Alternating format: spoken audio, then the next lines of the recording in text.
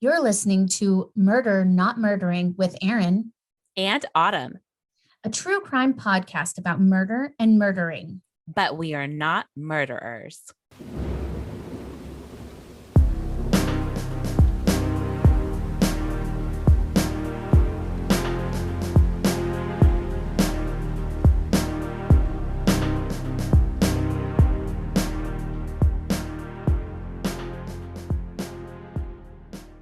Hey everybody, we're back. It has been a very long time, Months. but the duo is back together. That's right. You get both of us this time, not just me drinking wine. Which was also entertaining. Don't get me Sure. wrong. I enjoyed that episode. Plus, I thought that it was a really interesting one. It was. I really enjoyed it. I just really wanted, I so badly wanted to find one that took place in a vineyard. And I was like, oh, here we go. It was perfect. I did not get any free wine. In case anybody was wondering, I did not get free wine. If people would like to send me wine, that is completely fine. You just reach out via info@murdernotmurdering.com. Yes. All the wine. All the wine in all the towns. I'll take it. She's into it. Mm-hmm. Yep. How have you been? It has been so long since we've been here. I have been great. It's really, really nice to be back. It feels like it has literally been forever. I looked at our last recording and I think it was mid-November. Yes, it was. Whoa. It just got, the holidays this year were so hectic, and then you opened a restaurant, and then I'm managing in my position, and so we struggled to find time to research and write and record. Yeah. So now we're back. Life happens. And it feels so good, and hopefully everyone's excited, because I'm excited. Yes, and I have a fun update to mine. Ooh. Because mine is currently happening. Okay, I love that. Yeah. That's my jam. I'm excited. Yeah. Although I do like the unsolved mysteries, but I would love it if eventually all of them got solved. Yeah, of course. Well, that's the ultimate goal. And us as unprofessional detectives, hopefully we'll get the chance to solve a murder. I mean, that's on my bucket list. Yeah, in case any of you are wondering, I'm wearing a Sherlock Holmes hat and I'm smoking a pipe. It's been a long time and we may be a little rusty, but I'm coming in hot with a very familiar, very famous case. That's what you keep saying. And this is actually one of the first cases that I really got into. I read the book when I was younger. Okay. I mean, it wasn't during real time. It was many years after this happened because we were way too young to be letting our parents let us be involved in watching this unfold. But I remember reading the book and I have to tell this story. Alrighty. Let's get into it. Yes.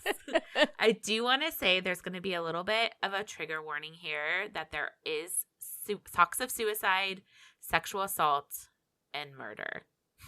Okay. This is the story of Susan Smith. Around 9 p.m. on October 25th, 1994, in Union County, South Carolina, 23-year-old wife and mother, Susan Smith, was found on the doorstep of a residence near John D. Lake. Distraught and crying, claiming that she had been carjacked by a black man that drove away with her two young boys, still strapped in their car seats in the backseat of her car.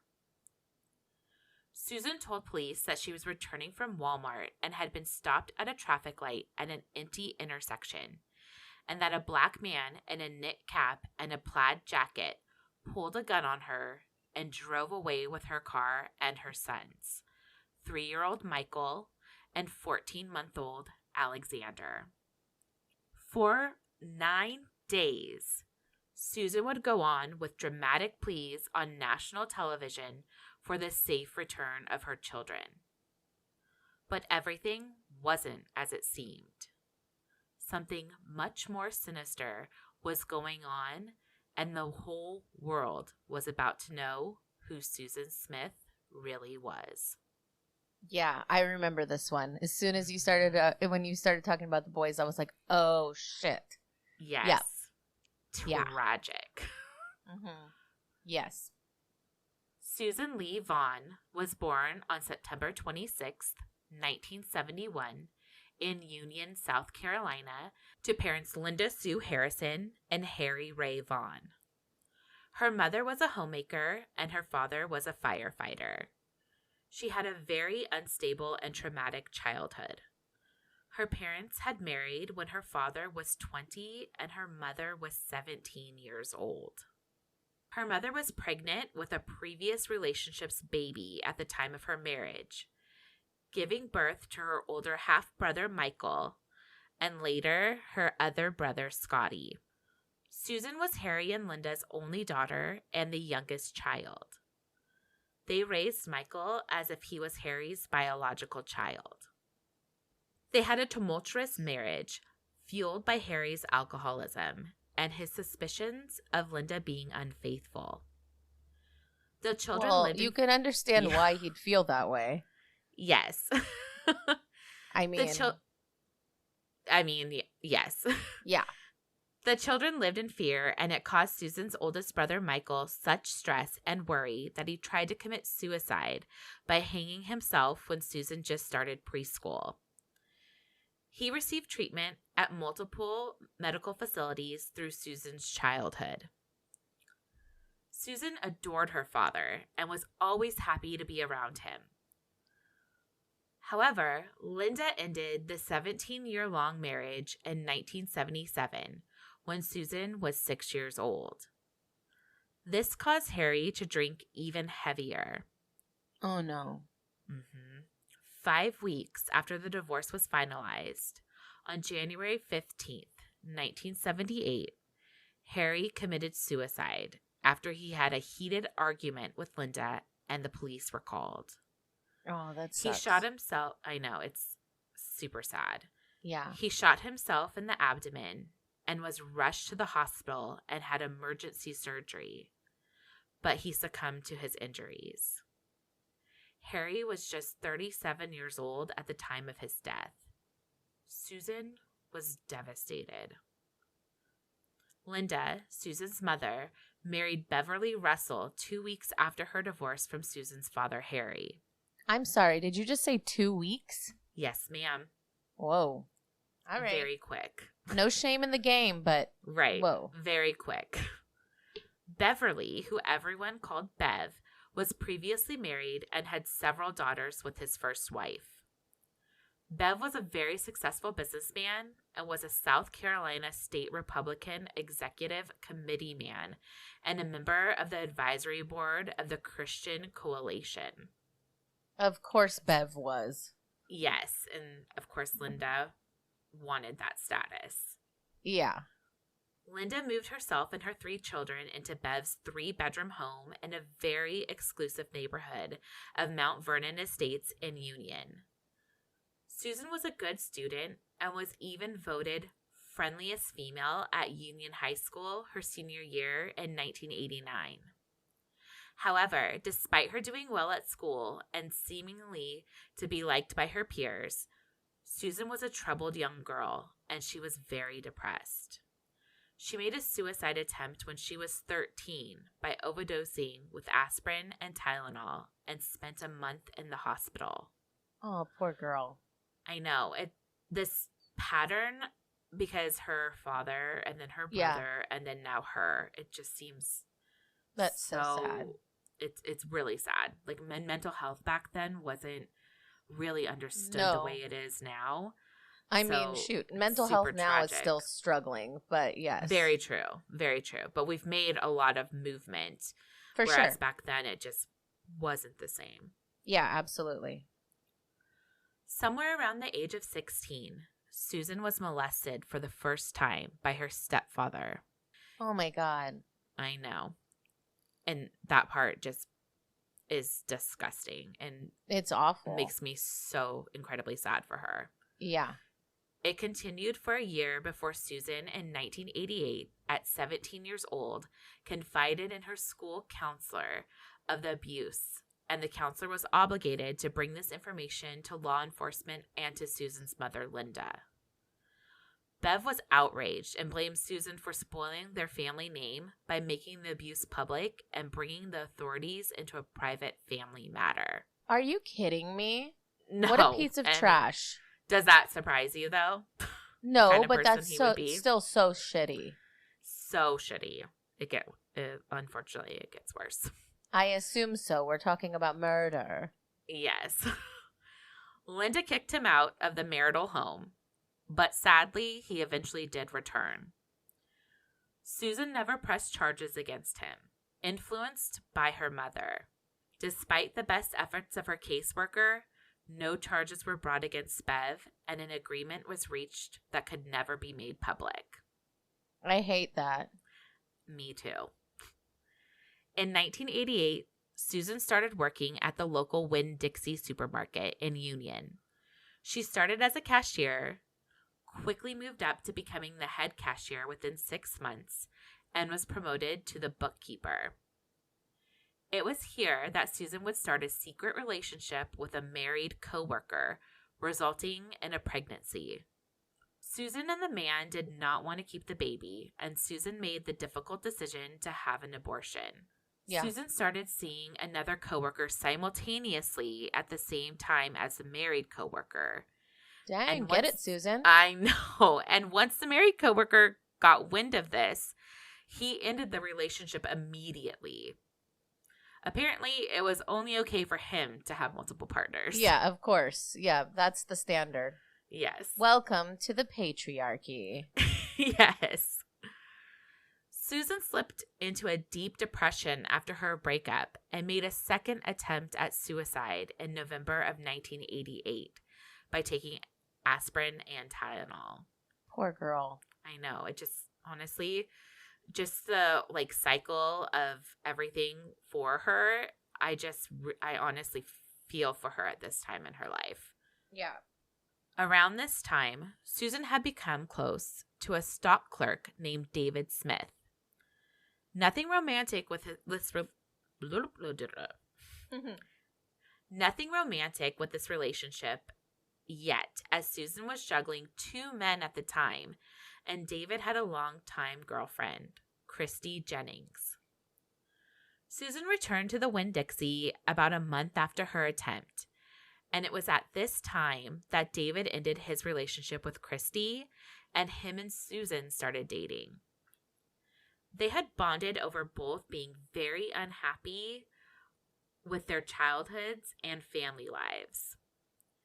David and Susan's relationship turned serious very quickly, and they were married in 1991 and also welcomed their first child together the same year, Michael Daniel Smith, who was born on October 10th, 1991.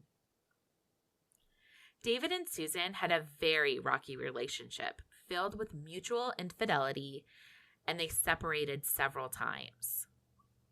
While they both had a lot in common, they also came from different worlds. David was raised in the country, and Susan was raised in the city. David also became Susan's supervisor at Winn-Dixie, and this caused additional tension for the married couple. Honestly, I don't know how I would do if Dustin became my supervisor. Oh, I'd be a nightmare. I'd be a goddamn nightmare. Like, don't tell me what to do. Now. Do not tell me what to do. Excuse me? You didn't put the dishes in the dishwasher last night. Don't come for me, Josh. Honestly, I could only see how that would create even more tension if they're already volatile. David and Susan earned a decent living, but Susan always wanted more. She would constantly borrow money from her mother, Linda, and stepfather, Bev. This didn't come without a price, however. Her mother felt that she could dictate their marriage and how they lived and raised their children, which angered David. And Susan would almost always listen to her mother. By their third year of marriage, the couple had separated several times, and Susan moved out of their home and started seeing an ex-boyfriend. This didn't go over well with David, as you can imagine. David and Susan started seeing each other again, and in November of 1992, Susan found out that she was pregnant with their second child. Her and David decided to give their marriage another try, and she moved back in December of 1992. At this time, they were living with David's family, and Susan told him that the only way she thought that they could make this work for real was if they got a home of their own. They bought a 1,500 square foot, 1-bath, 1-bedroom home at 407 Tony Road in Union, South Carolina.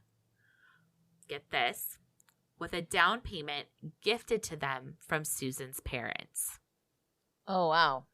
Mm-hmm. As you can probably guess, this didn't help improve their marriage. Yeah. Susan had a really tough pregnancy. Having children will never solve marital issues. FYI. No. Everyone out there, that's a major red flag. Go to therapy. Yes, absolutely. And buying a house isn't solving your marriage issues either. No, nothing's solving your marriage issues except for you if you are ready for it. 100%. Susan had a really tough pregnancy, both physically and mentally. She would constantly complain about being fat and ugly and really shut down emotionally from David. David said that he felt lonely and abandoned by Susan during this time. Oh, no. And he started emotionally connecting to a cashier at the Winn-Dixie that him and Susan both worked at. Tiffany Moss. So an emotional affair. Yes. Yes. For that moment. Okay. This was very upsetting to Susan and didn't help her mental state, and their marriage continued to suffer. Well, yeah. I mean, the both of them are pretty awful to each other. They're both bad. They are both so bad. toxic. It's sad that very toxic. Looking out in at this moment, we're like, wow, that shouldn't have continued. But the two of them were in this toxic cycle together. Very much that. Susan gave birth to their second son, Alexander Tyler Smith, on August 5th, 1993, via C-section. The couple decided to put their differences aside and really try to give their marriage another shot for the well-being of their children. They were happy and focusing on their children for about 3 weeks before trouble started to resurface. And David and Susan felt... I mean, again, nothing's going to solve anything with a baby. No. You're just more tired and not going to get to shit. Yes. And you have a 3-year-old on top of that. Yeah, no, everything's going to get chaotic real quick. Real quick. And David and Susan felt that they needed to end their relationship again. Mm-hmm. They agreed to put their children's needs first and wanted to try amicably co-parenting. At this time, Susan decided to make a career change. She left her job at Winn-Dixie, where David was her supervisor, and his current girlfriend, Tiffany Moss, worked, and started a new job at Conso Products as a bookkeeper. I think that's probably best. Yes. She was quickly promoted there to executive secretary for J. Carey Finley, the president and CEO of Conso. Mr. Finley was an accountant from Charlotte, North Carolina, and had originally purchased Conso Products in 1986 with a group of investors, and his goal was to turn around and sell it and make a quick profit. However, he fell in love with the company and the town and bought out his investment partners and decided to keep the business and run it himself. And in November of 1993, Conso Products became the first publicly owned corporation in Union. And by the end of 1993, they had factories in Canada, Mexico, and the United Kingdom. Mr. Finley had settled into Union and was very successful. Susan was thriving at Conso. Her job duties included making hotel reservations for visiting clients and making sure their needs were met and they had a pleasant experience. She also arranged Mr. Finlay's travel. Mr. Finlay had 3 sons, one of which, Tom Finlay, worked at Conso as the head of the graphic arts department. Tom had graduated from Auburn University in 1990 and was a young, single, wealthy man. And as you can guess, was very popular. I can see it coming. Yeah. He was very popular among the women in Union, and especially at Conso. During her separation from David in January of 1994, Susan set her sights on Tom Finlay, and they started dating. They would meet for lunches and went to the movies together, and Susan accompanied Tom to a few parties thrown by Mr. Finlay on the Finlay estate. So she's feeling super excited. She's seeing this successful man. Very good for her, like going from this toxic relationship. She thinks she's moving in this positive direction. Yeah. However, the summer of 1994, David and Susan gave their marriage one last try. You're kidding me. No. And Susan broke things off with Tom. Their reconciliation was short-lived, and by July of 1994, they realized that their marriage was never going to work and agreed to move forward with a divorce. David was extremely disappointed. He always felt that they needed to make the marriage work for the sake of their boys, but realized that they would never be able to make it work, and the best decision would be for them to divorce and move on. Susan turned back to Tom and was excited for the first time in a very long time, hopeful about their relationship, and started planning her future with Tom, without discussing it with Tom first. Oh, no. I know. Tom pulled back and realized that Susan was looking for him something more than Tom was willing to give. Yeah. I just picture her like writing her name in the diary with his last name or something. 100%. Yeah. That's kind of what I'm picturing too. Sure. So he wrote her a Dear John type letter to end their relationship. Gross. Just do it in person like They a normal work human. Together, Erin. Well, so what? They And can talk no, on I the mean, phone, anything. They see honestly, each other all the time. They work together. So you're going to write a letter? I broke up with you on a Post-it. Right. That's what that is. Honestly, I found that to be very, very annoying in my opinion. You work together. Be a man. Step up. Break up with her in person. Just fucking do it. Why are you giving her a Dear John letter? Hate that. Me too. A few little pieces from that letter. Just some highlights. He stated, "You will without a doubt make some lucky man a great wife. But unfortunately, it won't be me. Susan, I could really fall for you. You have some endearing qualities about you, and I think that you are a terrific person. But like I have told you before, there are some things about you that aren't suited for me. And yes, I am speaking about your children." Susan wasn't fully convinced that the relationship between her and Tom was really over, and she went to her attorney a few days later after receiving the letter from Tom and filed divorce paperwork with the court on September 21st, 1994. She had David serve the papers, and they stated that Susan was seeking divorce on a grounds of adultery. Which, honestly, which part? Like, you, him? Like, I mean, for real, they based their whole relationship on cheating on each other. yes, they were never faithful to either party. No. On October 23rd, 1994, 2 days before the carjacking, Susan visited Tom at his cottage to try to convince him not to end their relationship and to give them another chance together. She opened up to him about her stepfather's abuse towards her. While Susan thought this might bring some sympathy from Tom, it had the opposite effect on him.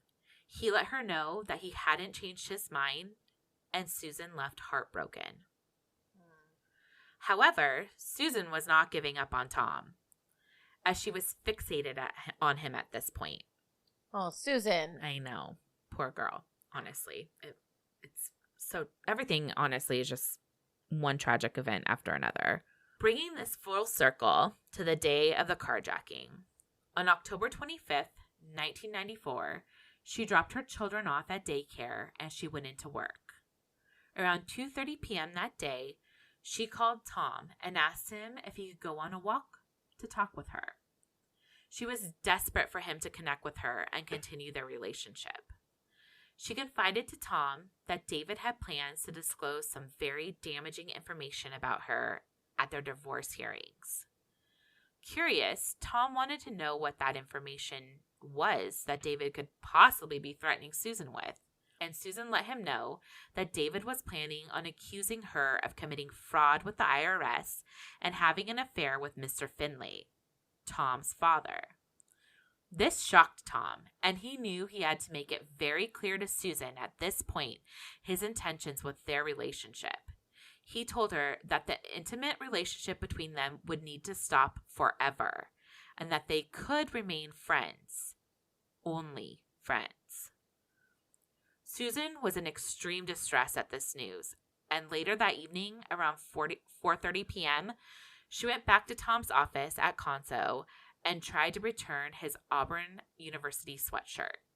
But he insisted that she should keep that, which honestly I kind of think she just was looking for another excuse to be in front of she him. just wanted to get in that office no matter what. Mm-hmm. Susan left Conso and went to the daycare to pick up her sons and went to Hickory Nuts, which is the only bar and restaurant in town. Okay, I was going to say, I was like, I have no idea what the hell I that know. is. I had to look it up, to be honest. And she ran into a coworker named Sue Brown. She was the marketing manager at Conso. Susan started telling Sue all that was transpiring between her and Tom and begged her to come back to Conso with her so that Sue could watch her children while she went to apologize to Tom for the false allegations that she slept with his father. Sue reluctantly agreed. Oh. This meeting did not go as Susan had thought it would go in her mind. Tom was... No. I know. Like, girl, I just wish that friend of hers or that coworker would have just been like, no. No, Susan. Yes. No. Tom was not happy to see Susan at all, and he had quickly escorted her out of the office. Susan returned to the car and told Sue that she was going to just end it. Sue wasn't clear what she meant by that comment, but didn't ask for clarification, as she was eager to get back to her car and out of the car with Susan. I'm sure. Susan dropped... That's a lot to take on. Yes. I mean, at that point, I would be super uncomfortable. I would also assume at that point that she's talking about the relationship, not necessarily her life. And if you don't know her well, you know? Yes. Like, I would assume that she meant the relationship. But knowing the history of Susan. Sure. No, knowing the history is different. I feel like in that, otherwise. Yeah. Susan dropped Sue back off at Hickory Nut around 6 p.m. and went home. Later on that evening, Sue Brown was dining at Hickory Nuts with some friends and Tom Finlay when a waiter brought over a cordless phone and told Sue that the call was for her. On the other end was Susan Smith. This woman was desperate at this point. She asked Sue if Tom had been talking about her or asked about her, and Sue truthfully let her know that he had not. At the table? At the table, Erin. Jesus. She's just frantic at this point. Yeah, she's spiraling quick. Around 8 p.m., Susan got her boys dressed and ready to take them to town, saying that she had never felt more lonely and hurt before in her life with everything going on with Tom. Susan was found on the doorsteps around 9 p.m., asking for the neighbor to call the police and that she had just been carjacked with her little boys still inside the car. A nationwide search was put into motion for Michael and Alexander, and for 9 days... Yeah, I remember this. It was huge. Like, I remember seeing everywhere. It all over the news. All over the Yes. news. I can, like the moment you mentioned the beginning of this case, I could picture those boys in their little blue outfits and the bowl cut and the whole thing, like, right away, because it was everywhere. Everywhere. A nationwide search was put into motion for Michael and Alexander, and for 9 days, Susan was pleading on national television for a safe return. And Over David and over Smith- again, crying Mhm. over and over again. And David Smith was standing beside her. On November 3rd, 1994, after taking and failing a few polygraph tests and changing up her story, Susan buckled under the pressure and confessed to taking her car to John D. Long Lake and letting her car roll into the nearby lake with her children still inside, drowning them. She said she had no motivation and that the murders were not planned and that she was not in the right state of mind. Now, I agree that she was not in the right state of mind. However, Yes, I think everyone can agree on that. If it wasn't planned, because Tom had just told her that he would love to be with her, but his biggest obstacle was her children. Yeah, I feel like And- there's like some thinking it out. You know, maybe not Yes. full on plan, but like some possible thought to ideas. Yeah. And in the interrogation room, when they were asking her questions about the carjacking, the only thing Susan was asking about was Tom and if she could call Tom. Obviously, this was setting off red flags right away for Yeah, of detectives. course. It was revealed that detectives had never believed Susan's story from the beginning and had a suspicion that she had murdered her children. On the second day of the investigation, police suspected that Susan was aware of where they were and were holding out a glimpse of hope that they were still alive. They searched bodies of water trying to locate the vehicle and had even searched John D. Long Lake, but only out 30 feet, as they didn't think it would be much further than that if there was a vehicle in the water.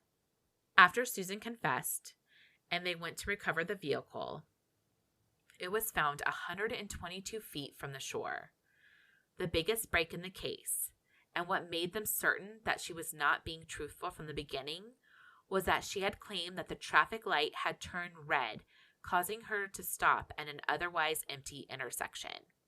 However, it was determined that the light would not have turned red for her unless a vehicle was present on the intersecting road. And this conflicted her statement that she did not see any other cars there when the hijacking took place. Yeah. In 1995, David Breck and Judy Clark served as co-counsel for Smith. In their opening statement, Clark argued Susan was deeply troubled and experienced severe depression. Clark told the jury, "This is not a case about evil. This is a case about despair and sadness." The defense's theory of the case was that Susan drove to the edge of the lake to kill herself and her two boys, but her body willed itself out of the car. The prosecution, on the other hand, believed she murdered her sons in order to start a new life with her former lover. Agreed. I have to say I agree. It took the jury only 2.5 hours to convict her of murdering them. During the penalty phase, Tommy Pope, the lead prosecutor in the Smith case, argued passionately in favor of sentencing Smith to death. The jury ultimately voted against imposing the death penalty. Yeah, I also remember seeing that play out on TV where they talked about, it was like a hot topic of whether or not she deserved the death penalty. Yes. And Susan's defense psychiatrist diagnosed her with a dependent personality disorder and major depression. On July 27th, 1995, Susan Smith was sentenced to 30 years to life in prison with eligibility to seek parole after 30 years. The jury rejected prosecution's appeal for the death penalty. David Smith spoke out after the verdict and stated that he would respect their decision, but did not agree with it.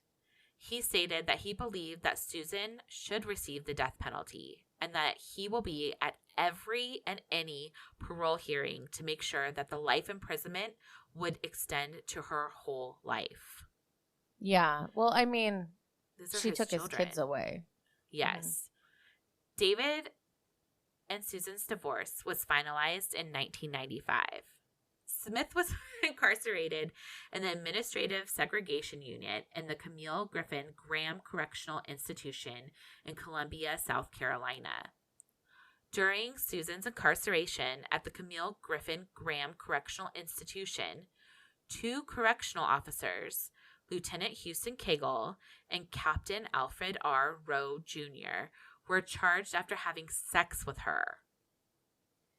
Yeah, I remember this. Yes. I remember this because it was on the news. Oh, man. Yes. Consequently, she was moved to the Leith Correctional Institute in Greenwood, and both of those officers were fired. Yeah. She will be eligible for parole in November of 2024. Ooh, not that far away. My sources were Wikipedia, LawyersUpdate.com, The Washington Post, the book Beyond All Reason, My Life with Susan Smith by David Smith, and NBC News. Dang. One thing I wanted to point out, though, is the fact that she's a toxic, racist person for putting out there that it was a black man that was the person that carjacked her. Absolutely. Because, like, she was profiling. She knew that she could say something like that, especially back then. In the 90s. Yes. Yeah. And it's just sickening and disgusting. Of course, because now you made targets of all of these black people that are now being followed or watched or any of that. And they didn't so deserve fucked that. Up. They didn't deserve that. You Absolutely did this, not. Susan. And you know, I kind of thought about this case because there's been some recent cases in the news about women with postpartum depression, like killing their children. Yeah. And in my opinion, I don't think that this is the same. I think that she was love struck and desperate for this man to love her. And he didn't want children. And she thought, no problem. This is how I solve it. Yes. Yeah.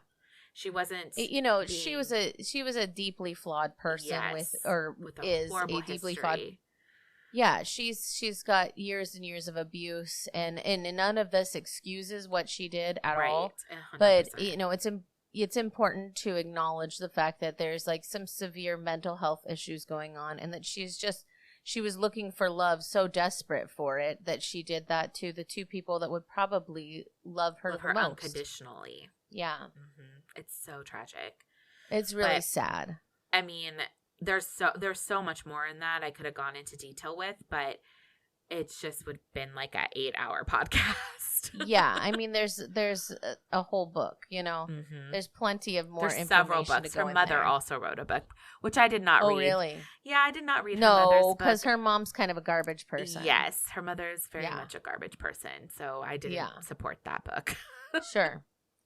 All right, so we're going to Okay, so we're going to take a quick break, and then we will be back in a few minutes with my case. We'll see you soon. And we are back. Whoop, whoop. Whoop, whoop. That's us. Whooping it up. Okay, well, I think I'm just going to jump right in.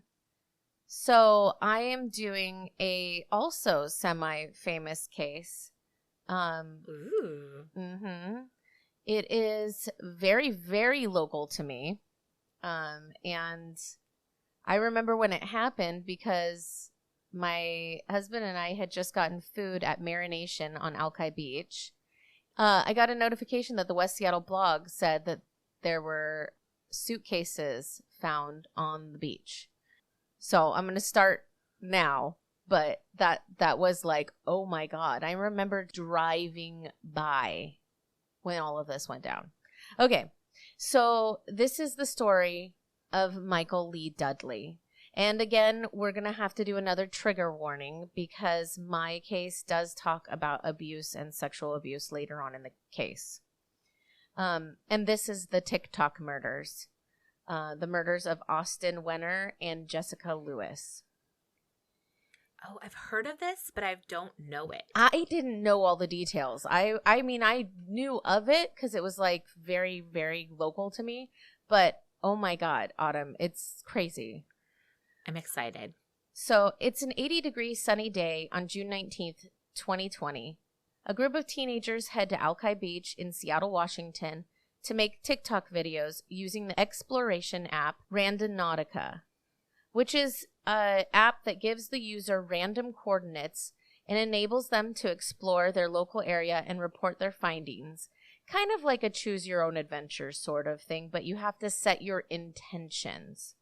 So what that means is everything is random, but some of the suggested intentions would be like, I want to find water or waterfalls or peace or beauty, something new. And then things like scare me and I want to feel afraid. And the thing is, I think that some of these people that do the Randonautica, I think it's like a placebo. Like they think that this is what they want to feel and they're going to find it however they want to do it, you know? Like one person said that they set their intention as the word dog, and they ended up finding a stray dog that day that they took home. That's a coincidence, in my opinion. I don't think any of this is, there's nobody planning anything. Like someone said, I want to feel scared, and they were taken to an empty cornfield at night. You know, things like that. I don't believe that nothing is planned out because it's random, you know? Right. Anyway, if you want to find something bad enough, you're going to find it in whatever way you want to see it. Anyway, Alki Beach is a mostly sandy beach with rocky walls that the Puget Sound will crash upon. The teens were recording when they found a suitcase lodged in some rocks near the shore. Curious, they approach it, documenting it on their phones. They thought it may have been part of the adventure from the app, but the smell was putrid and overwhelming with decay. Oh, no. The teens laughed and joked as they decided to open it, thinking it contained rotten food. Inside was a black plastic garbage bag. The smell worsened. Now they become more serious and worried. They called the Seattle police on 911 and told them they found a suitcase and they were pretty sure a dead body or some kind of meat products were in them. When the police arrived, the worst case scenario played out. It was indeed the dismembered remains of 2 bodies contained within the garbage bags. Police were also able to recover a second bag in the water, also containing dismembered remains. Now, this is a crime scene. The TikTok of their discovery went viral with over 30 million views. And TikTok came under fire after refusing to take down the gruesome recording. The video was ultimately deleted after several months, after family members of the victims demanded that it be removed. But the video is still everywhere. It's frustrating that it wasn't taken down right away, but they said it didn't violate any of their policies. The original poster didn't take it down either, which is pretty fucking shitty. Absolutely. They didn't show any of the bodies or body parts, just the discovery of the bag and opening it, and you see the black plastic inside. I think that's why it wasn't taken down, because they were well aware this had to do with a homicide, but there wasn't anything that they were seeing that was inappropriate. We all just know there were bodies in those bags. Jesus. To this day, we don't know if the creator or TikTok actually removed it. 3 days after the Alki Beach bags were retrieved, police discovered a third bag containing more remains on West Marginal Place near the Seattle City Light Power substation. Clearly, whoever did this was trying to spread them out in different bodies of water to hide what they had done. That makes sense. Yeah. The victims were identified as Jessica Lewis, 35, and her boyfriend, Austin Wenner, 27. Forensic found that Jessica had been shot 7 times and Austin once. Jessica and Austin had been dating for 8 years at the time of their death. Oh, man. Austin was known to his friends by the nickname Cash Money, and most of the people around him called him Cash. He was born and raised in Kent, Washington, and he had 1 child from a previous relationship. They were both described as good-hearted people. Jessica was born in Maple Valley, and was described as a caring person. She worked at a home for developmentally disabled adults. She was also a mother of 4 from previous relationships. At the time Okay, so together they had 5 kids? Correct. Between the 2 of them? Yes. Okay. At the time of their murders, they lived in Burien, Washington on Audubon Boulevard. Their landlord was 62-year-old Michael Lee Dudley. He rented a room to them for $1,500 a month. Michael also lived in the house. Disputes began between the landlord and the renters when they began to get behind in their rent payments. And Michael claimed that Jessica and Austin were bringing criminal activity to the house. There is no tangible evidence supporting this, but there's been many witnesses and folks close to them who have said that they had been involved in drug use or distribution. Also, there have been reports that Austin was having issues with the local Samoan community in the area over something to do with COVID-19 relief cards or checks. They also said that Austin had stolen some cars from Samoans as well. Again, none of this has been substantiated and it's all hearsay, but in my opinion, it seems like they were doing something shady at some point because so many people that were close to them, family members, other members of the community all said that they were up to some stuff. So, and very much this issue with the Samoan community, which we have a pretty large Samoan community here in our neighborhood. Mm-hmm. According to the courtroom affidavit, a witness said that Austin had told them he had, quote, pissed off the wrong Samoan and received a bullet with his name on it in the mail at his house. Jesus. Something was clearly up. Austin's aunt also confirmed that this happened. On the day they were believed to be murdered, June 9th, the couple were at a parent's home when they were helping with some yard work in hopes of making some extra money, and they seemed very shaken up that day. They said someone had broken into their rented room with guns and threatened them.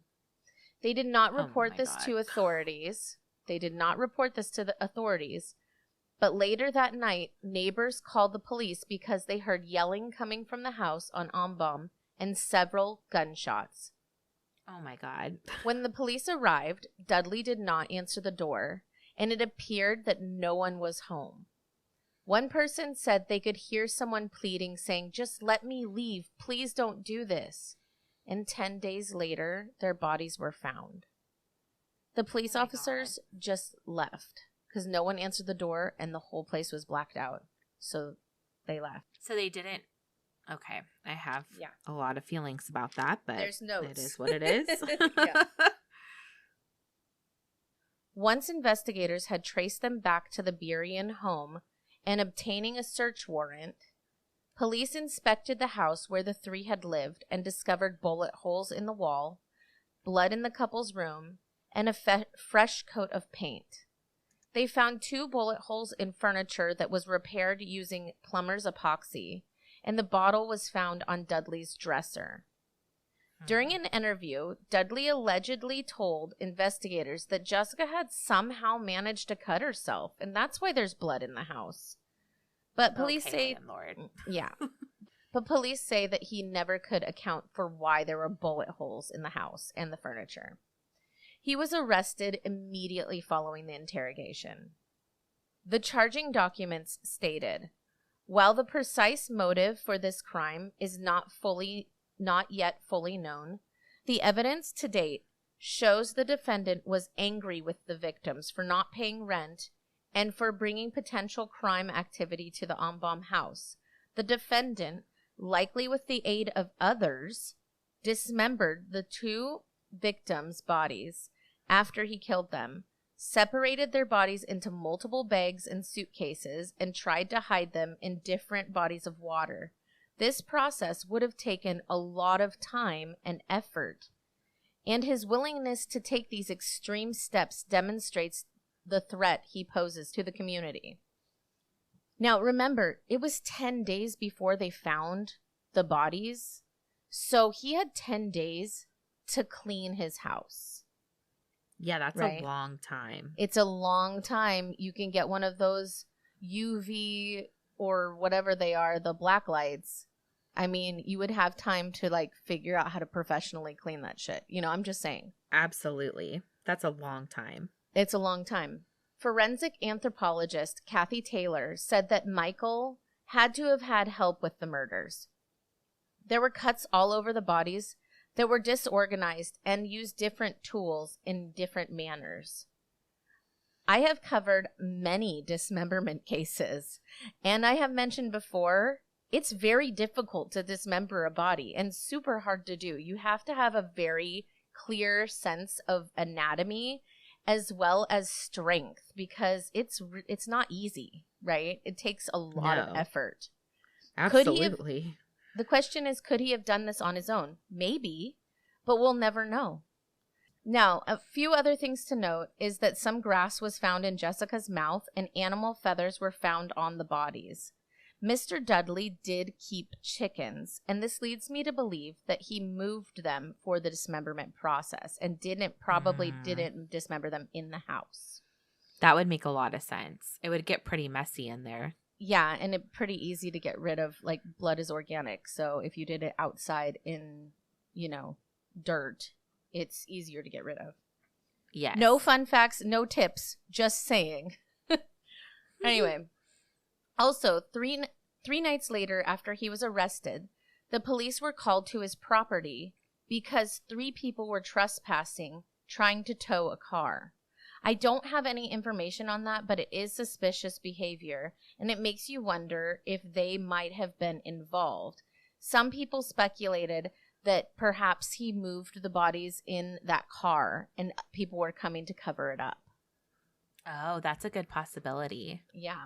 A female friend of Dudley's was interviewed by police, and it turns out she actually moved into Jessica and Austin's room the night of the murders. Oh my! What are the odds? When she walked, apparently he had promised her that room, and she showed up on the porch ready to go. When she walked into the room, there was a pile of clothes in the middle of the floor, and she said she saw a bloodied hand sticking out of the laundry. What? She also said that when she arrived, she noticed Dudley's glasses were broke and what she assumed to be defensive wounds and scratches all over him. Oh, He man. told, yeah, but she stayed, dude. I know. I was about to say, if she stayed, why a hand?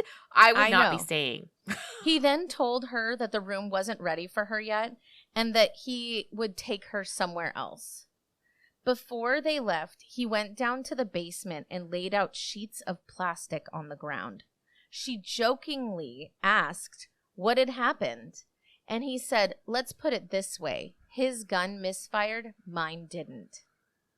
Okay. Yeah. Oh, man.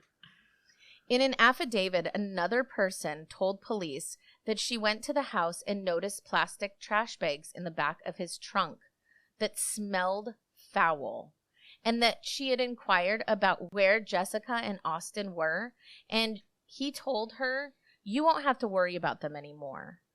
Jessica's father stopped by to check on her, and Dudley said that they had moved out, but her father saw some of their clothes and belongings there that he said they wouldn't have left behind. So he started And why getting wouldn't they have told suspicious. him? Yeah, exactly. Cell phone tower records show that Jessica's text messages stopped the day of the suspected murders. Also, Dudley's phone shows him around Alki Beach and the Duwamish Head, as well as at the home the night of the murders. Now, Michael Lee Dudley has a very dark and awful past. His daughter filed sexual assault charges and a restraining order against him in June 2018, citing sexual abuse and incest. It was filed in the Pierce County Superior Court, and the document accused Dudley of sexually assaulting his daughter for nearly a decade. "He sexually assaulted me for 9 years, from the age of 10 until 18 in 2007, by drugging me and raping me," she alleged. forcing me to share a bed with him from age 10 and making me watch him masturbate while he watched pornography. She also said that she never felt safe in the home or at work because he would regularly take his gun out to intimidate her. Oh my God. The court, Awful. you're going to get mad.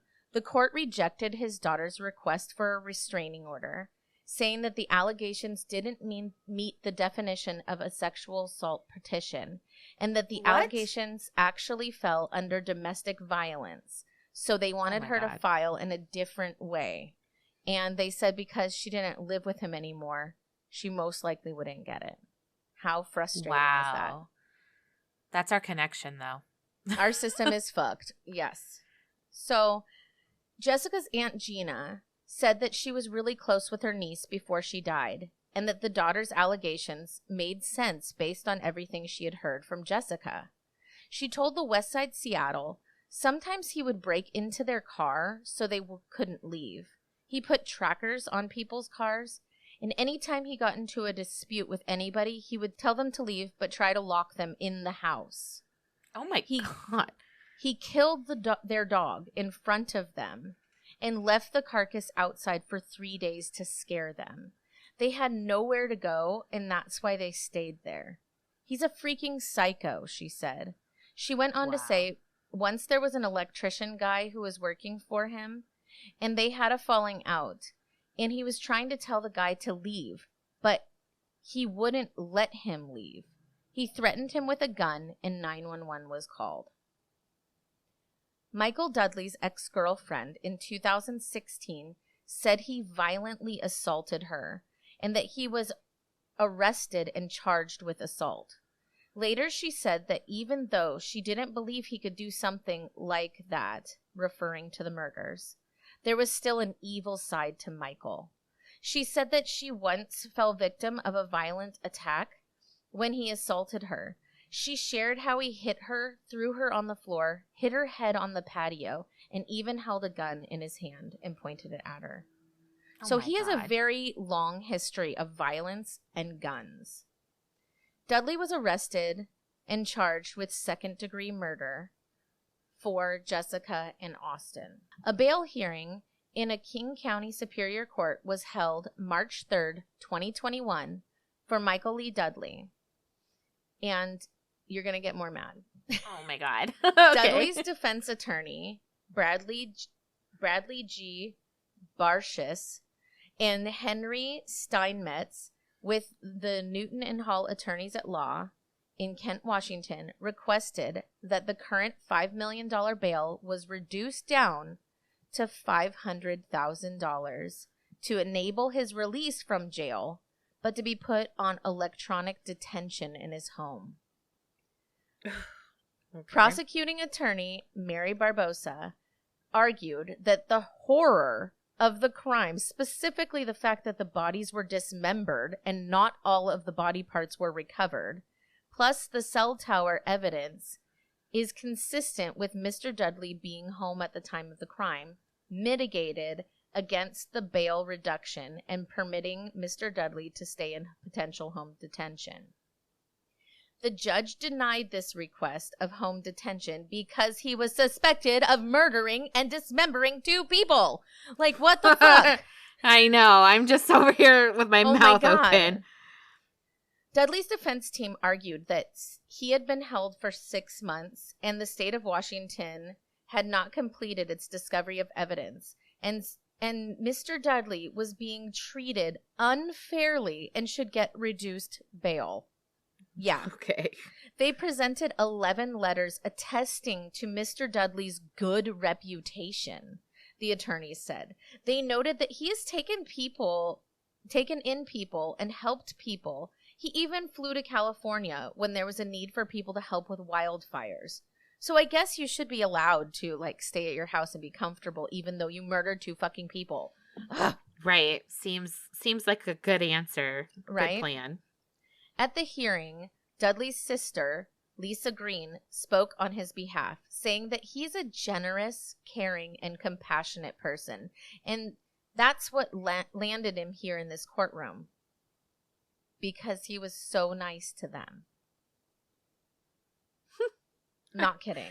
I have no words. Then Jessica's aunt spoke and said this. I am Jessica Lewis's aunt.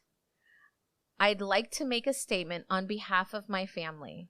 Medical examiners concluded that one person had helped assist in the disposal of my niece and her boyfriend.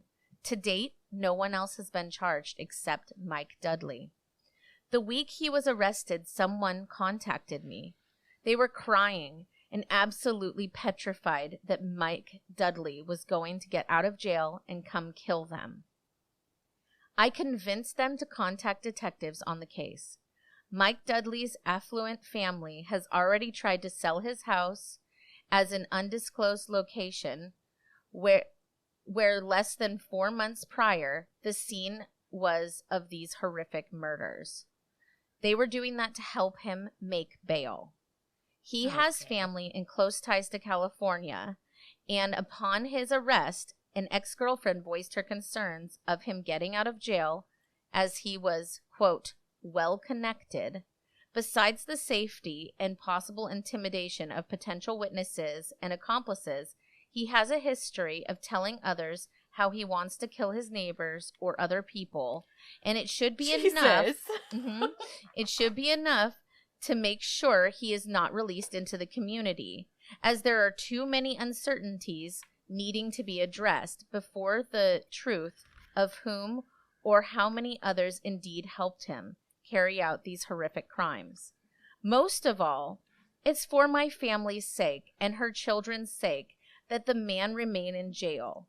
He already has bestowed so much pain and sorrow to my family and to Austin's family and even his own family. Please don't risk another family becoming victims for the sake of Mike Dudley's accounts of fairness, as it is not fair that he took 2 young lives away, scarring and forever hurting everyone who knew and loved Jessica and Austin. There are reasons why people are scared to death of this man, possibly more afraid of him and what he's capable of than telling the truth to police. Thank you for your consideration. Oh my God. I know. It's heartbreaking. Absolutely. And completely understand her concern that he could get out of there and he could kill other witnesses, or he could coerce different stories from people. I mean, he could do harm to himself. He could do anything. Mm-hmm. Or he's also a flight risk to go because he's well connected and he's got family in California. He's a flight risk. So it totally makes sense. That's a good point. And again, he was denied. The whole thing is very heartbreaking. The trial went on, and Michael Lee Dudley was found guilty of murder on Thursday, December 8th, 2022, of 2 counts of second-degree murder. I'm so grateful justice was done, and the world is a safer place without Michael Dudley in it, Austin's mother, Charlene Creans, said, outside of the courtroom. Obviously, we'll never be completely healed, but our family won't let Michael Dudley take away our lives, too. Wow. I know. Gina, Jessica's aunt, called Dudley a master manipulator and said she was grateful to the Seattle police detectives and the King County Sheriff's deputies who pieced the case together. I knew in my heart he was guilty from the very beginning, she said. I'm so glad it is over. During closing arguments, Deputy Prosecutor Raymond Lee conceded that aside from the victim's remains, which showed Jessica Lewis and Austin Wenner had been fatally shot, all of the state's evidence against Dudley were circumstantial. Police never found the gun used in the killings, and only a small smudge of Jessica's blood was found in the bedroom, where investigators think the couple's remains might have been dismembered. But keep in mind, like I said before, he had by the time he was arrested, which was August 19th, 2020, he had 2 months and 10 days to clean up his home. Not 10 days. He had 2 months and 10 days to clean the home. Oh my God. Plenty of time to make these murders happen and make them disappear in his house. The jury also found Dudley guilty of being armed with a gun at the time of the murders, which would add an additional 10 years to his prison term. He is set Good. He could use as much time as this man Well, can listen get. to this, This Autumn. monster. So he is set to be sentenced March 10th, 2023, which is tomorrow, and we will be adding an update online as soon as it comes in. He is facing... I'm so excited to hear I what know. it comes out to be. He's facing life without parole, and hopefully he gets it because he fucking deserves it. Absolutely. Jessica's aunt said at the trial, after he was found guilty, Jessica's children are thankful that this monster can no longer hurt anyone else. My sources were the Seattle Times, the Kent Reporter, Westside Seattle, the New York Post, Medium.com, and the podcast Morbid. So one thing I wanted to mention, I know, and I cannot wait to find out what he's sentenced tomorrow. And he has, too. He's not allowed to have a gun, and so they, no matter what, will add 10 more years. But he's probably going to get life. I hope so. One thing that people kept talking about on the Morbid podcast and a few other things was the insane cost of the renting of the room. It was $1,500 a month.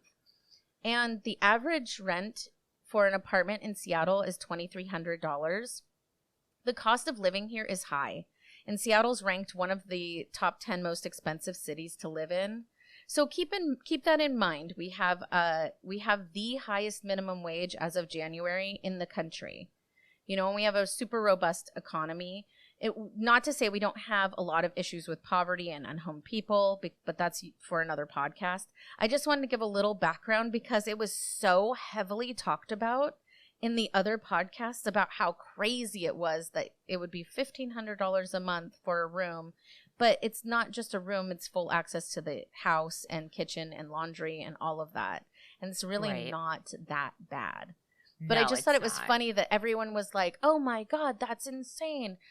It's seriously like one of the smallest side stories. But they were saying, you know, a lot of people were saying, well, the cost was so high, no wonder why they couldn't meet the cost and was getting behind in their rent. Right. It's just not that here. It's not that crazy for us here. But more so, I do think they were into some shady shit. And that's why he was upset. Like, not substantiate, not okay that he was upset about whatever was going on. But you just follow an eviction process. You don't fucking dismember people. 100%. 100%. It's crazy. It's crazy. And I didn't know a lot of the details. I didn't even know they found a third bag. No, I knew of I didn't even know this story, which is weird because it was local and I had no clue. I had never heard of it. It's still pretty fucking new. I mean, it happened 2020, you know? Yeah. So anyway, we will be updating you via our Instagram. So which follow if you don't us. follow, definitely follow us on there because we will do an update on it. And I might even go on and do like a little video update just to let you guys know what's going on with Michael Dudley and his sentencing. I mean, he's convicted, so don't worry about that. But what are they going to do with him now? Right. He killed 2 people and dismembered them. I need to know. He's getting life. But we will update you. Don't you worry. Anyway, we're so happy to be back. It's been too long, and we will be back again next week. We promise. And we'll give you some more murders and lovely commentary. Yes, because we are so good at it. Okay. Well, anyway, those were our cases this week. We look forward to seeing you guys next week. Follow us on all social medias. And if you have suggestions for cases or things that you feel like have not been covered enough, please email us send them our way. Yeah. Email us at info@murdernotmurdering.com or send me wine. Also, I don't know if I mentioned that. Also, if you can DM us too, if you are on Instagram, if you are suggesting a case. We've gotten a few that way, and we very much appreciate the feedback. So, yeah, that's it for now, and we will see you all next week. Bye. Bye.